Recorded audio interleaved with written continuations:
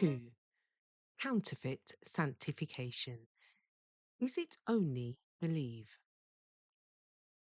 The sanctification, now gaining prominence in the religious world, carries with it a spirit of self-exaltation and a disregard for the law of God that marks it as foreign to the religion of the Bible. Its advocates teach that sanctification is an instantaneous work by which, through faith alone, they attain to perfect holiness. Only believe, say they, and the blessing is yours. No further effort on the part of the receiver is supposed to be required. At the same time, they deny the authority of the law of God, urging that they are released from obligation to keep the commandments. But is it possible for men to be holy, in accord with the will and character of God, without coming into harmony with the principles which are an expression of his nature and will, and which will show what is pleasing to him?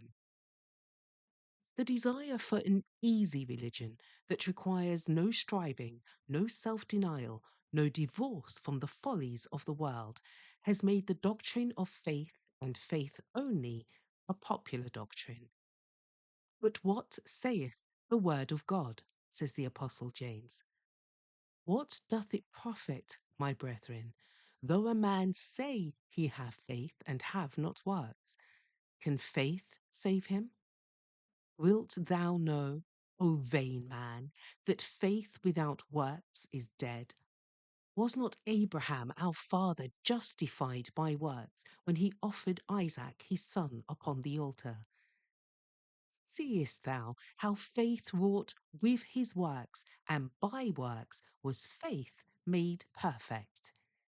You see then how that by works a man is justified, and not by faith only. James chapter 2, verses 14 to 24. The testimony of the word of God is against this ensnaring doctrine of faith without works. It is not faith that claims the favour of heaven without complying with the conditions upon which mercy is to be granted. It is presumption. For genuine faith has its foundation in the promises and provisions of the Scriptures. Let none deceive themselves with the belief that they can become holy whilst wilfully violating one of God's requirements. The commission of a known sin silences the witnessing voice of the Spirit and separates the soul from God. Though John, in his epistles, dwells so fully upon love, yet he does not hesitate to reveal the true character of that class who claim to be sanctified while living in transgression of the law of God. He that saith, I know him, and keepeth not his commandments, is a liar, and the truth is not in him. But whoso keepeth his word, in him verily is the love of God perfected. 1 John chapter 2, verses 4 and 5. Here is the test of every man's profession.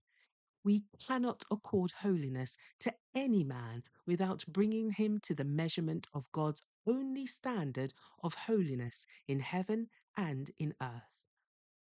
The claim to be without sin is in itself evidence that he who makes this claim is far from holy. It is because he has no true conception of the infinite purity and holiness of God, or of what they must become who shall be in harmony with his character, because he has no true conception of the purity and exalted loveliness of Jesus and the malignity and evil of sin, that man can regard himself as holy.